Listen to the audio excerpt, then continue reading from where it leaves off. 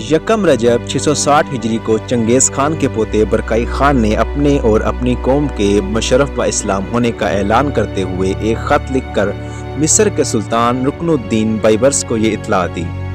ساتھ ہی یہ بھی بتایا کہ وہ اپنے چچا زاد ہلاکو خان کے خلاف جہاد کے لیے تیار ہے اور اس مقصد کے لیے مصر سے اتحاد کرنا چاہتا ہے۔ سلطان بائبرس نے یہ پیشکش بخوشی قبول کرتے ہوئے ائمہ حرمین شریفین کو خان کے لیے دعاؤں کا حکم لکھ کر بھیجا۔ تمام شہروں میں بھی فرمان بھیجا گیا کہ جمعہ کے خطبے میں خلیفہ اور سلطان کے بعد برکا خان کے لیے دعا کی جائے۔ برکا خان کی سلطنت کفکاز کے کوہساروں سے بلغاریہ کی حدود تک وسیع تھی۔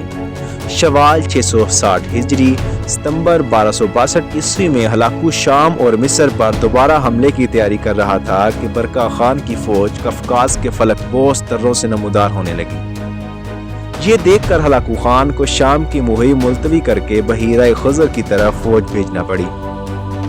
اس لشکر نے دریائے تیرک عبور کر کے برکا کی فوج کو وقتی طور پر پسپا کیا، مگر برکا کے بھتیجے نوگائی کے جوابی حملے میں ہلاکو کا لشکر درہم برہم ہو کر پیچھے ہٹتے ہوئے دریائے تیرک تک آ گیا۔ اس وقت موسم سرما عروج پر تھا۔ دریا کی سطح جو سخت سردی سے منجمد ہو چکی تھی لشکر کے بوجھ سے ٹوٹ گئی اور تاتاریوں کی بڑی تعداد ڈوب کر مر گئی۔ ہلاکو خان کا ایک بیٹا بھی مارا گیا اور وہ خود پسپا ہو کر بحیرہ آذربائیجان کے ایک جزیرے میں پناہ لینے پر مجبور ہو گیا۔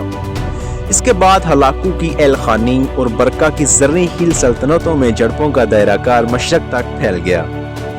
ہلاکو نے گرجستان اور آرمینیا کے نصرانی حلیفوں کو ساتھ ملا کر زرعی خیل کے سرحدوں پر حملے شروع کیے۔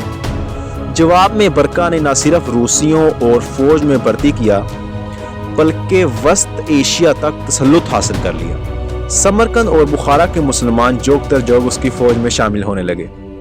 بحیرہ خزر کے جنوب مشرق اور جنوب مغرب میں ان دونوں سلطنتوں کے مابین مسلسل جھڑپیں ہوتی رہیں۔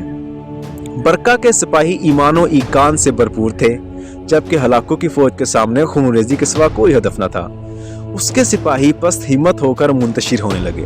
بہت سے سلطان بائبرس کی تلوار سے خوفزدہ ہو چکے تھے اور بہت سے برکا خان کے قبول اسلام کے بعد توحید کی طرف راغب ہو رہے تھے۔ تاتاری اب دو واضح جماعتوں میں بٹ گئے تھے، اسلام دشمن اور اسلام دوست۔ اسلام دوست تاتاری خود کو برکا خان کی طرف منسوب کرنے لگے۔ ان میں جو شامی سرحدوں کے آس پاس تھے انہیں برکا خان کی دور دراز مملکت کی بجائے مصر جانا بہتر محسوس ہوا۔ چنانچہ ہزاروں تاتاری مصر کی طرف منتقل ہونے لگے۔ سلطان کو اطلاع ملی تو تمام شہروں کے گورنر کو حکم دیا کہ ان کی مہمانی اور دلجوئی کی جائے اور زیادہ سفر دے کر مصر بھیج دیا۔ کچھ دنوں میں تاتاریوں کے کئی گروہ مصر پہنچے اور سلطان سے امان طلب کی۔ یہ تاریخ میں پہلا موقع تھا کہ تاتاری کسی غیر قوم سے امان مانگ رہے تھے، ورنہ اس سے پہلے ان کے ہاں ایسی کوئی مثال نہ تھی۔ وہ صرف مارنا یا مرنا جانتے تھے۔ سلطان نے ان کی بہت بڑی ضیافت کی، انعام و اکرام سے نوازا اور رہائشیں دی۔ ان کی بڑی تعداد مشرف با اسلام ہو گئی۔ اس طرح ایک سفاک فاتح قوم اسلام کی مفتوح ہو گئی۔ علامہ اقبال نے تاتاری منگولوں مغلوں کو فتنہ تاتار کا نام دیتے ہوئے اور برکا خان کے مسلمان ہونے پر یہ شعر لکھا: بے حیا یورش تاتار کے افسانے سے، پاسباں مل گئے کعبے کو صنم خانے سے۔ برکا خان کو برکائی خان بھی لکھا جاتا ہے۔ برکائی خان پر اردو میں ناول بھی لکھا گیا۔